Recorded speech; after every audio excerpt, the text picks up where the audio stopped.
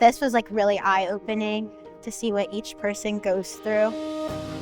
We've been preparing for a simulation in our Foundations of Public Health class where we take on the role of a low-income family. There you are. Thank you. And you had to act out some of those aspects that you don't necessarily consider, such as job status, dealing with housing instability, how it affects your healthcare, and just overall sense of wellness.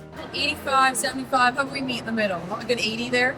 Students that are majoring or minoring in public health or have an interest in public health take the course. The hope was with the students having the simulation experience of having to live as a family on a low income, they got to experience that decision making and realize, hey, there's a lot of different things that influence our day-to-day lives. I didn't realize until now how every single waking day you're thinking about, how do I get food on the table? How do I pay these bills going to work?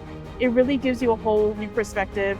I did discover that if you are low income, it is very hard to almost get out of that hole. It's very stressful. With a hands-on experience, you're putting yourself in someone else's shoes, so you get the value of having empathy for them or compassion for them, because it's so easy to be like, just go get help. Like, the benefits are there for you, when in reality, it's not like that at all.